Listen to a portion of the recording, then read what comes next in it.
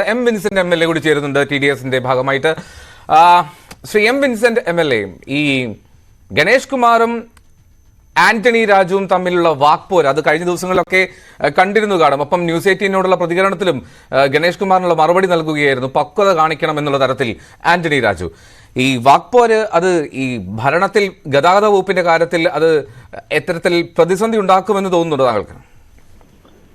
ഇത് പുതുതായ ഒരു പ്രതിസന്ധി ഉണ്ടാകേണ്ടതില്ല. ഇപ്പൊ നിലവിൽ ഇടതുപക്ഷ മുന്നണി ഗവൺമെന്റ് അധികാരത്തിൽ വന്നതിന് ശേഷം നാളിതുവരെ ഒരു മാസം പോലും കൃത്യമായി ശമ്പളം കൊടുത്തിട്ടില്ല. അത് ആന്റണി രാജു ഇരുന്നപ്പോഴായിരുന്നാലും അതിനു മുമ്പ് AK ശശീന്ദ്രൻ ആയിരുന്നപ്പോഴും ഒന്നും കൃത്യമായി ശമ്പളം കൊടുത്തിട്ടില്ല എന്നുള്ളത് ഒരു വസ്തുതയാണ്. ഇവിടെ എല്ലാവരും ചൂണ്ടിക്കാണിക്കുന്നത് പോലെ റെക്കോർഡ് വരുമാനമുണ്ടായിട്ടും മാനേജ്മെന്റും ഗവൺമെന്റും ശമ്പളം കൊടുക്കുന്നതിന് വലിയ വിമുഖതയാണ് കാണിക്കുന്നത്. ശമ്പളം കൊടുക്കുന്നതിന് വലിയ വിമുഖതയാണ്. 9 കോടിയിലധികം രൂപ ഒരു മാസം വരുമാനമുണ്ടായി, ഒരു ദിവസം വരുമാനമുണ്ടായിട്ടും 70 കോടി രൂപയാണ് ആകെ ഒരു മാസം ശമ്പളത്തിന് വേണ്ടി വരുന്നത്. ഇപ്പോ 270-280 കോടി രൂപ ടിക്കറ്റ് വരുമാനം തന്നെ ഒരു മാസം ഉണ്ടായിട്ടും ശമ്പളം കൊടുക്കാൻ പൈസ ഇല്ല എന്ന് പറയുന്നത് മാനേജ്മെന്റിന്റെ ഒരു തൊഴിലാളി വിരുദ്ധ സമീപനമാണ്. ഇപ്പോ പ്രത്യേകിച്ച് CMD ആയിരിക്കുന്ന മഹാൻ തൊഴിലാളികളോട് വളരെ വൈരനിര്യാതന ബുദ്ധിയോടുകൂടിയിട്ടാണ് പെരുമാറുന്നത്. തൊഴിലാളികൾ ചെറിയ പിഴകൾക്ക് പോലും ക്യാപിറ്റൽ പണിഷ്മെന്റ് നൽകുന്ന ഒരു സമീപനം, തൊഴിലാളികൾക്ക് കിട്ടേണ്ടുന്ന അവകാശങ്ങൾ കൊടുക്കാതിരിക്കുക, എല്ലാ കാലഹരണപ്പെട്ട ഒരു സുശീൽ ഖന്ന റിപ്പോർട്ടിന്റെ പേരിൽ നടപ്പിലാക്കിയിട്ടുള്ള പരിഷ്കാരങ്ങൾ, ആ പരിഷ്കാരങ്ങളിലൂടെ കോർപ്പറേഷൻ എന്ത് നേട്ടമുണ്ടാക്കി, സാമ്പത്തികമായി എന്ത് നേട്ടമുണ്ടാക്കി എന്ന് പറയുന്നത്. ഇന്ന് കോർപ്പറേഷന്റെ പ്രശ്നം സാമ്പത്തിക പ്രതിസന്ധിയാണ്. ആ സാമ്പത്തിക പ്രതിസന്ധി പരിഹരിക്കാൻ ഇവർ കൊണ്ടുവന്ന ഏതെങ്കിലും ഒരു പരിഷ്കാരം പ്രയോജനം ചെയ്തിട്ടുണ്ടോ? ഏതെങ്കിലും നിലയിൽ തൊഴിലാളികളുടെ കഴുത്തിന് പിടിക്കാനല്ലാതെ മറ്റൊന്നിനും ഇവർക്ക് തയ്യാറായിട്ടില്ല. ഈ വാക്പോരെല്ലാം മതിയാക്കി തൊഴിലാളികൾക്ക് കൃത്യമായി ശമ്പളം കൊടുക്കാൻ, മിനിമം ശമ്പളം കൊടുക്കാനെങ്കിലും തയ്യാറാകണം.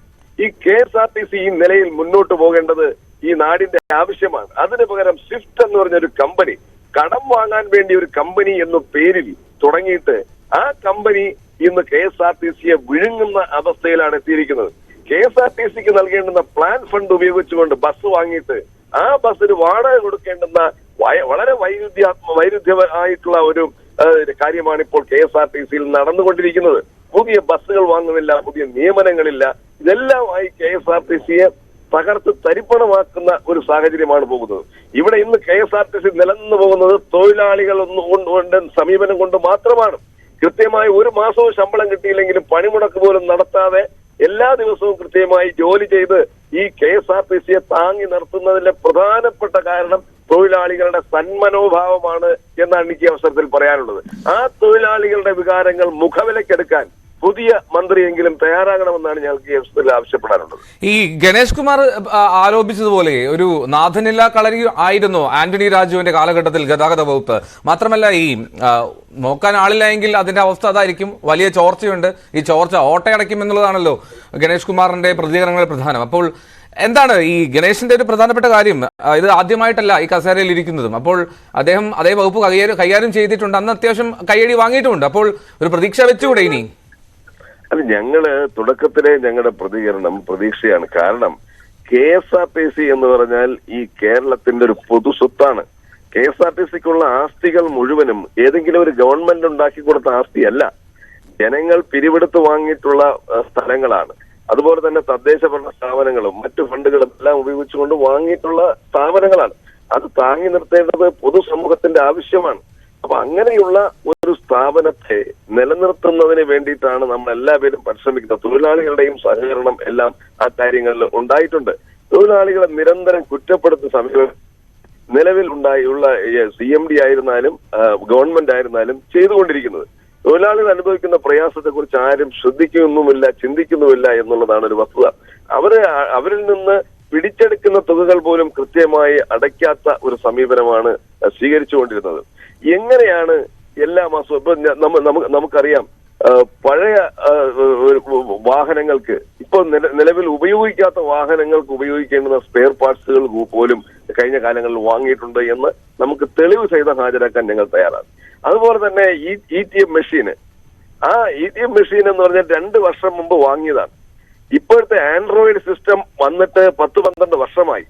അന്ന് ഈ ആൻഡ്രോയിഡ് സിസ്റ്റം ഉൾപ്പെടുത്താതെ അന്ന് വാങ്ങിയ ATM മെഷീനുകളെല്ലാം ഇന്ന് പ്രവർത്തനരഹിതമായി വന്നപ്പോ ഇതാ ഞങ്ങൾ ആൻഡ്രോയിഡുള്ള സാധനം വാങ്ങുന്നു എന്ന് പറഞ്ഞുകൊണ്ട് പുതിയത് വാങ്ങാൻ പോവുകയാണ്.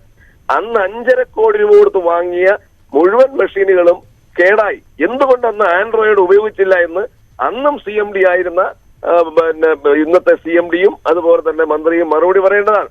ഇപ്പോ അന്നത്തത് ഉപയോഗശൂന്യമായപ്പോൾ അത് ഉപയോഗശൂന്യമായെന്ന് വാർത്ത വരാതിരിക്കുന്നതിന് വേണ്ടിയിട്ടാണ് ഇപ്പൊ പുതുതായിട്ട് ആൻഡ്രോയിഡ് ഉള്ള ഒരു മെഷീൻ വാങ്ങുന്നത്. ഇത് തന്നെ അന്ന് വാങ്ങാമായിരുന്നു. ഇപ്പോൾ ഉണ്ടാക്കുന്ന കരാറ് ഒരു ടിക്കറ്റിന് 16 പൈസ ഓരോ ടിക്കറ്റിനും ആ കമ്പനി കൊടുക്കേണ്ടി വരികയാണ്. എന്ന് പറഞ്ഞാൽ ഒരു മാസം 3 മുതൽ 4 ലക്ഷം രൂപ വരെ ആ കമ്പനിക്ക് കൊടുക്കുകയാണ്. അപ്പോ അങ്ങനെ ആകുമ്പോൾ ഒരു വർഷം തന്നെ എത്ര കോടി രൂപയായി മാറുന്നു?